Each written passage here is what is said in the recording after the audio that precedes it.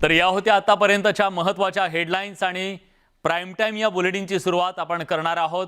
केंद्रीय गृहमंत्री अमित शहा यांच्या दौऱ्याच्या आधी त्यांनी काँग्रेसवर केलेल्या हल्ल्याची, काँग्रेस देशभरातून नाहीशी होत असल्याची घणाघाती टीका त्यांनी काँग्रेसवर केली आहे। तर कम्युनिस्ट पक्ष जगभरातून नाहीसा होत असल्याचं त्यांनी म्हटलंय।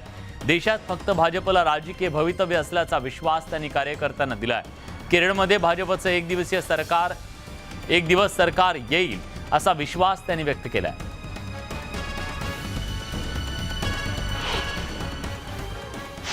ये तो पूरे देश भर से कांग्रेस धीरे धीरे जनमानस से लुप्त हो रही और पूरी दुनिया से कम्युनिस्ट पार्टी लुप्त हो रही है।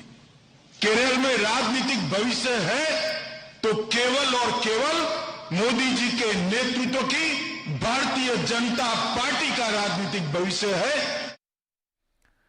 मुंबई महानगरपालिका ताब्यात घेण्यासाठी भाजप दंगल घडवण्याचा प्रयत्न करेल असा घणाघाती आरोप केलाय शिवसेनेचे आमदार यांनी। मुस्लिम बांधवांनी त्यासाठी भाजपचा हा डाव ओळखावा अशी घणाघाती टीका भास्कर जाधवांनी केली आहे। 40 आमदार पडून देखील लोकांचा आपल्याला पाठिंबा मिळत नाही हे भाजपच्या लक्षात आलं असून त्यामुळे भाजप दोन समूहात दंगल भडकवण्याचा प्रयत्न करणार असल्याचं भास्कर जाधव म्हणाले।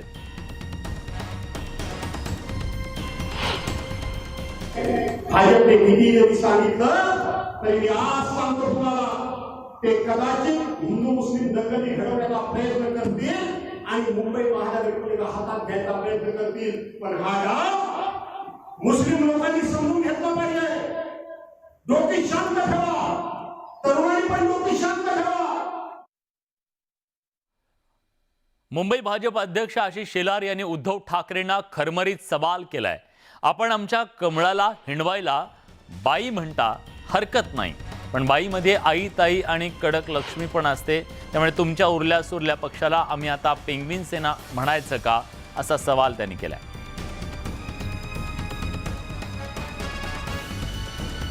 तर सामनातून भाजपवर कमळाबाई म्हणून टीका केल्यानंतर आता भाजपने त्याला उत्तर दिलेलं आहे। त्यांनी नेमकं ट्विटमध्ये काय म्हटलं आशिष शेलारांनी आपण बघतोय। आपण आमच्या कमळाला बाई म्हणून हिणवता हरकत नाही, बाईमध्ये आई ताई आणि कडक लक्ष्मी पण आहे, त्यामुळे तुमच्या उरल्या सुरल्या पक्षाला आम्ही आता पेंग्विन सेना म्हणायचं का असे कडक अस्सल मुंबईकर शब्द आमच्याकडे पण आहेत अशा शब्दात त्यांनी शिवसेनेला सुनावले।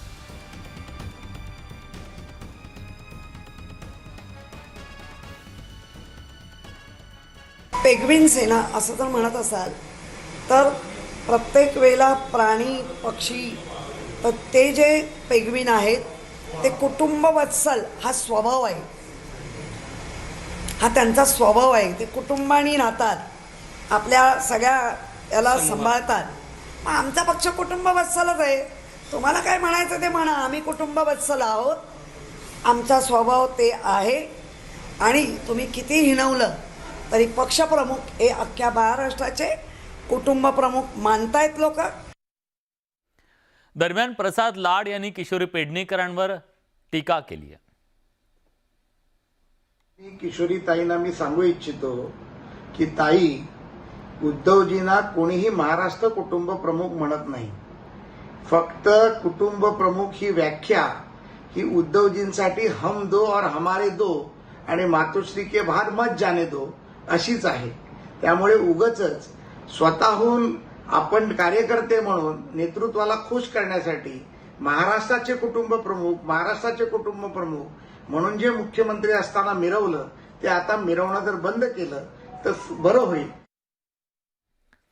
शिवसेना आणि शिंदे गटात आता चकमकी झडायला सुरुवात झाली आहे। आधी शाब्दिक हे सगळ्या चकमकी होत्या, आता त्या हातघाईवर आल्यात। बुलढाण्यामध्ये शिवसेनेच्या दोन्ही गटात राडा झालाय। शिवसेनेच्या नवनियुक्त पदाधिकाऱ्यांच्या सत्काराचा कार्यक्रम होता। या कार्यक्रमात शिंदे गटाचे आमदार संजय गायकवाडांचा मुलगा आला। त्यांच्या सोबतच्या कार्यकर्त्याने ठाकरे गटाच्या कार्यकर्त्यांशी वाद घालायला सुरुवात केली। काही काळ बाजार समितीत गोंधळाचं वातावरण होतं। पोलिसांनी वेळीच हस्तक्षेप करून परिस्थिती नियंत्रणात आणण्याचा प्रयत्न केला। पोलिसांनी काही राडेबाजांना लाठ्यांचा प्रसाद सुद्धा दिला, त्यानंतर ही परिस्थिती नियंत्रणात आली। आता आज आम्हाला कोणावरही टीका टिप्पण्या करायच्या नव्हत्या, कोणावरही बोलायचं नव्हतं, आम्ही कोणावर बोललोही नाही. फुटीर गटाचे लोक या ठिकाणी आलेत आणि यांनी हायदोस घातला, तर हे या पद्धतीचं जे वातावरण या ठिकाणी त्यांनी केलं हे चुकीचं आहे. आमचे लोक काय भांडणं करायला गेले नव्हते. आमचे लोक फक्त तिथं एवढ्याच करता बसले होते की तुम्ही अपशब्द बोलला की तुम्हाला समज द्यायची होती. त्यांनी जर चांगलं बोललं असतं आम्ही कशा तिकडे आमचे लोक कशा तिकडे गेले असते. आमचं अजूनही आव्हान आहे की तुम्ही तुमचा पक्ष चालवा, आम्ही तुमच्या पक्षाला आडवा येत नाही. तुमची विचारधारा काँग्रेसची सेनेची तुम्ही सांभाळत बसा, आमची हिंदुत्व आम्ही सांभाळणार आहे, पण आमचे नावाचे किंवा आमचे उल्लेख त्या ठिकाणी नको. राज्यात शिंदे आणि फडणवीस सरकार सत्तेत आल्यानंतर नवीन सरकारनं महाविकास आघाडी सरकारच्या अनेक निर्णयांमध्ये बदल केले. आता शिंदे फडणवीस सरकारनं महाविकास आघाडी सरकारनं राज्यपाल भगतसिंग कोश्यारी यांना दिलेली 12 राज्यपाल नाम निर्देशित यादी रद्द करण्यासंदर्भातलं पत्र दिलंय. तर दुसरीकडे ही यादी रद्द केल्यास महाविकास आघाडी सर्वोच्च न्यायालयात जाईल असा इशारा विजय वडेट्टीवारांनी दिलाय.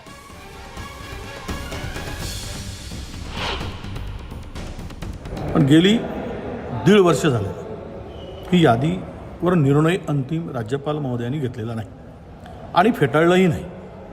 याचाच अर्थ ती यादी अजूनही राज्यपालांच्या विचाराधीन आहे, पूर्वी पाठवलेली.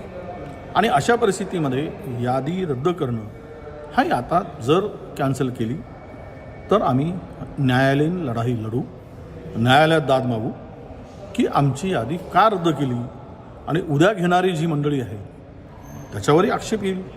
म्हणजेच शेवट सर्वोच्च न्यायालयामध्ये आम्हाला या संदर्भात लढावं लागेल, दाद मागावी लागेल. राष्ट्रवादी काँग्रेसचे नेते आणि माजी उपमुख्यमंत्री अजित पवार यांनी आज अहमदनगरच्या दौऱ्यावर असताना सध्याच्या राजकीय परिस्थितीवर नेहमीप्रमाणे आपली स्पष्ट भूमिका मांडली आहे. राज्यपालांना आम्ही 12 नावांची यादी दिली, मात्र त्यावर राज्यपालांनी काहीही केलं नाही. त्याचबरोबर शिवसेनेच्या दसरा मेळाव्यावरून वाद घालून चालणार नाही, मात्र सत्ताधारी आपली ताकद वापरत आहेत असा आरोपही त्यांनी केला.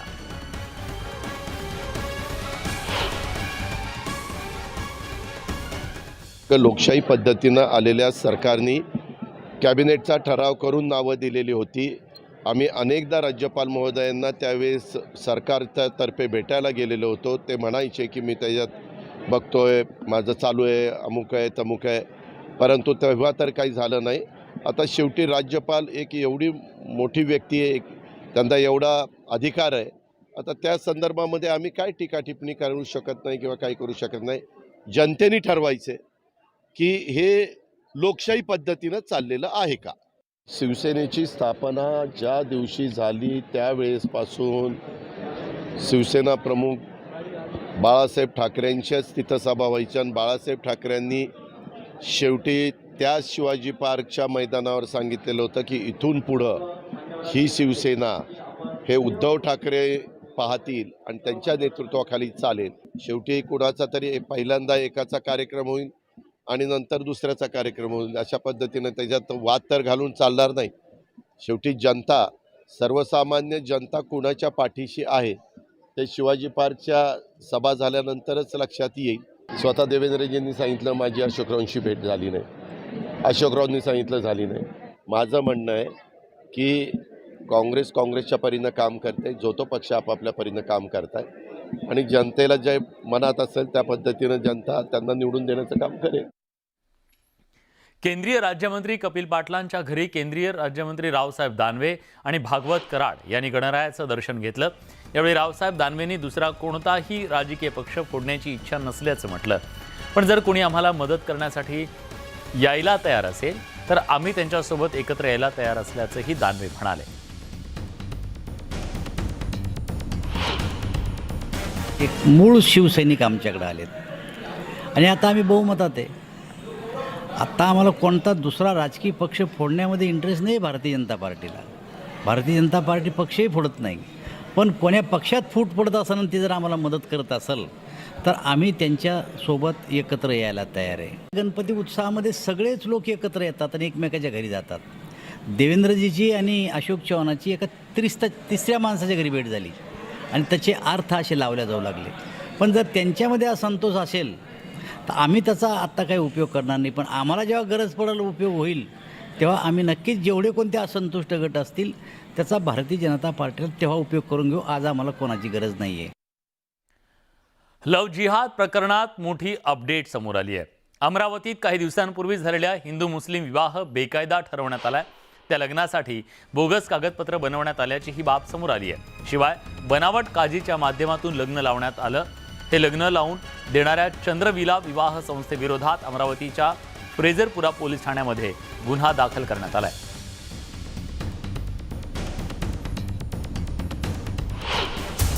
अमरावतीतला हिंदू मुस्लिम निकाह बेकायदा, बनावट काझी बोलवून उरकला निकाह, चंद्रविला विवाह संस्थेविरोधात गुन्हा. अमरावतीत लव्ह जिहादची अनेक प्रकरणं घडल्याचा आरोप होत असतानाच बोगस हिंदू मुस्लिम लग्नाचं प्रकरण उघडकीस आलंय. या प्रकरणी अमरावती पोलिसात चंद्रविला विवाह संस्थेविरोधात गुन्हा दाखल करण्यात आलाय. अमरावतीच्या धारणीतल्या मुस्लिम तरुणानं हिंदू तरुणीशी निकाह केला. निकाह लावताना आवश्यक कागदपत्र बनावट जोडण्यात आली. शिवाय निकाहासाठी काझी म्हणून बोगस माणूस बसवण्यात आला. या प्रकरणी खासदार अनिल बोडणेंनी केलेल्या तक्रारीनंतर चंद्रविला विवाह संस्थेवर गुन्हा दाखल करण्यात आलाय. तक्रार प्राप्त झाल्यावरून सदर तक्रारीची प्राथमिक चौकशी केली असता विवाह प्रमाणपत्रावर मुस्लिम पद्धतीने विवाह लावून देण्यात आला आणि त्याच्यावर काजीची स्वाक्षरी आहे. त्यावर स्वाक्षरी करणाऱ्याच्या विचारपूस केली असता तर तो काजी नसून एक मजुरी काम करणारा इसम आहे. त्यावरून चंद्रविला धर्मदाय संस्थेने जे विवाहाचे प्रमाणपत्र बनवलेले आहे ते बनावट असल्याचे आढळून आल्याने पोलीस स्टेशनला त्यांच्याविरुद्ध गुन्हा दाखल करण्यात आला. सुरुवातीला पोलिसांनी या प्रकरणाकडे कानाडोळा केल्याचा आरोप खासदार बोंडेंनी केला. या विवाह संस्थेवर गुन्हा दाखल झाल्यानंतर तरुणीला लव्ह जिहादच्या जाळ्यात ओढणाऱ्या तरुणावर गुन्हा दाखल करण्याची मागणी होतीये.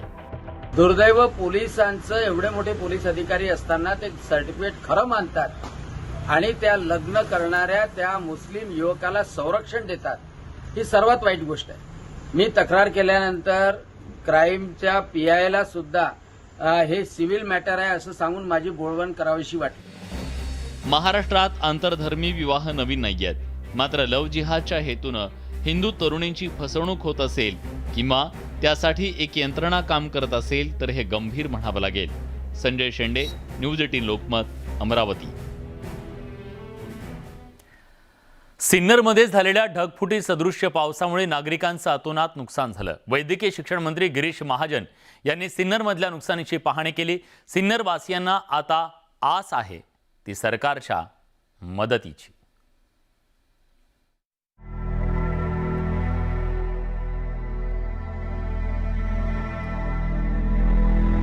सिन्नरमध्ये गुरुवारी जणू आभाळ कोसळलं. ढगफुटी सदृश्य पावसानं अवघ्या काही मिनिटात पाण्याच्या प्रवाहानं जमीनदोस्त झाली. अनेक वर्ष कष्टानं उभा केलेला संसार अवघ्या काही क्षणात वाहून गेला. सिन्नरमध्ये पुरामुळे झालेल्या या नुकसानीची राज्याचे वैद्यकीय शिक्षण मंत्री गिरीश महाजन यांनी पाहणी केली. सरस्वती नदीत उतरून त्यांनी पाहणी केली. महाजन यांच्या समोर सिन्नरवासियांनी आपल्या व्यथा मांडल्या. आजपर्यंत आयुष्य गेलं सर, एवढं कमवता आता आम्ही हादरलोय. आम्हाला सहाऱ्याची गरज आहे. आमच्या घरात काहीच राहिलं नाही. सिलेंडर, पैसा अडकत सगळं गेलं, काहीच नाही राहिलं. कारण आता आम्ही हादरतो. आमची ताकद नाही राहिली आम्हाला कमायला. आम्ही आयुष्य गेलं एवढं कमवता आता इथून पुढे आम्ही कधी कमवणार आहे? माझं कोणीच नाही, कमावतो मुलगा नाही, कोणीच नाही. माझं फक्त लुगडं राहिले, मला काहीच राहिलं नाही, फक्त लुगडं. सिन्नरवासियांच्या या व्यथा ऐकल्यानंतर पावसानं नुकसान झालेल्यांना मदतीचं आश्वासन गिरीश महाजनांनी दिलंय. जिल्हाधिकारी, CO सगळ्यांच्या सोबत आहोत. सगळ्यांना मी सूचना दिलेल्या आहेत. तात्काळ पंचनामे करा. काही पंचनामे झालेले आहेत. पंचनाम्याचं काम अजून सुरू आहे. पंचनामे झाल्याबरोबर परवा सोमवारी सगळ्यांना आम्ही जी मदत प्राथमिक नियमानुसार आहे ते आम्ही त्या ठिकाणी देऊ. पंचनामे पूर्ण झाले की सगळ्यांना जी नियमानुसार आहे, म्हणजे आपण जी कोल्हापूर, सांगलीला मदत केली, जी कोकणामध्ये मदत केली, त्याच धर्तीवर या ठिकाणी आम्ही मदत करू. सिन्नरमध्ये पहिल्यांदाच पावसानं अशा प्रकारे धुमाकूळ घातलाय. सिन्नरवासियांना आता अपेक्षा आहे ती सरकारच्या मदतीची. सरकारची मदत मिळाल्यासच पुरात वाहून गेलेल्या अनेकांचे संसार पुन्हा उभे राहायला मदत होणार आहे. लक्ष्मण घाटोळ, न्यूज 18 लोकमत, सिन्नर. एका बाजूला पुरामुळे इथं आसवा आहेत तर दुसऱ्या बाजूला पाऊस नाही, म्हणून मराठवाड्यातल्या शेतकऱ्यांच्या डोळ्यात अश्रू आहेत. सोयाबीन पिकाचा अक्षरशः धुरळा होण्याची शक्यता आहे. त्यामुळे प्रशासनानं पिकांचे तातडीनं पंचनामे करण्याची शेतकऱ्यांकडून मागणी केली जाते. सरासरी पाऊस पडला म्हणून विमा कंपन्या हात वर करू शकतात, पण पडलेला पाऊस कधी आणि कसा पडला हे पाहणं सुद्धा तितकंच महत्त्वाचं आहे. पावसाचा खंड हे नुकसानीचं कारण पीक विम्यात अंतर्भूत नाही. त्यामुळे शेतकऱ्यांना पीक विमा कसा मिळणार हा प्रश्न आज उपस्थित केला जातोय.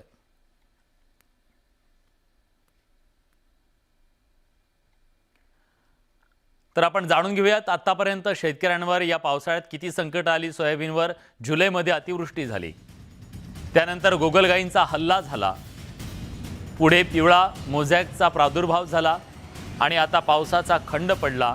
अशा अनेक संकटांवर मात करत इथपर्यंत शेतकऱ्याचा प्रवास आलाय. पण आता या पावसाचा खंड पडल्यानं उत्पादनावर त्याचा परिणाम होणार आहे आणि हा पाऊस जर पुढच्या काही दिवसात पडला नाही तर परिस्थिती अजून गंभीर होणार आहे.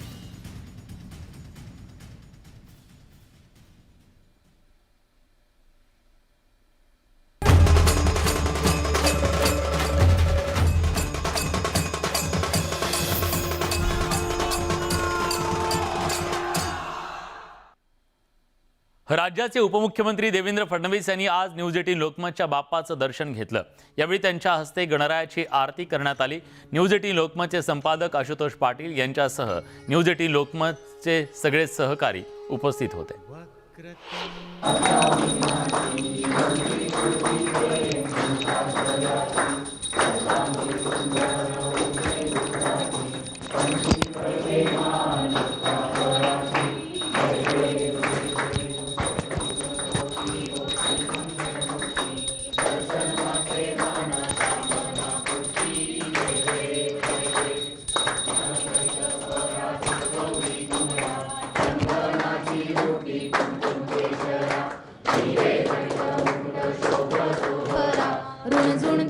पुरे चरणी घागरिया.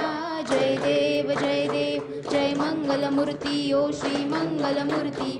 दर्शन मात्रे मन कामना पूर्ती. जय देव लंबोदर पीतांबर फणीवर बंधना. सरळ सोंड वक्रतुंड त्रिनयना. दास रामाचा वाट पाहे सदना. संकटी पावावे निर्वाणी रक्षावे सुरवर वंदना. जय देव जय मंगलमूर्ती ओ श्री मंगलमूर्ती. दर्शन मात्रे मन कामना पूर्ती. जय देव घालीन लोटांगण वलीन चरण. डोळ्यान पाहिण रूप तुझे. त्वमेव लिंगण अनंत पूजन. भावे वाळीन म्हणे नमः. त्वमेव माता पिता त्वमेव बंधू सखा त्वमेव विद्या द्रविणं त्वमेव सर्वं मम देवदेव. कायेन वाचा मनसेन्द्रिये वा पूजा करावा करुणी स्वभाव. करोणि यज्ञं सकल परस्मै नारायणाणि समर्पयामि. अश्वं केशवं राम रायणं कृष्ण दामोदरं वासुदेवं हरि. श्रीधवं माधवं गोपिका वल्लभं जानकी नायकं रामचंद्र हरि. हरे राम राम राम हरे हरे. हरे कृष्ण कृष्ण कृष्ण हरे हरे. हरे राम राम राम हरे हरे. हरे कृष्ण कृष्ण कृष्ण हरे हरे. गणपती बाप्पा मोरया. मोरया.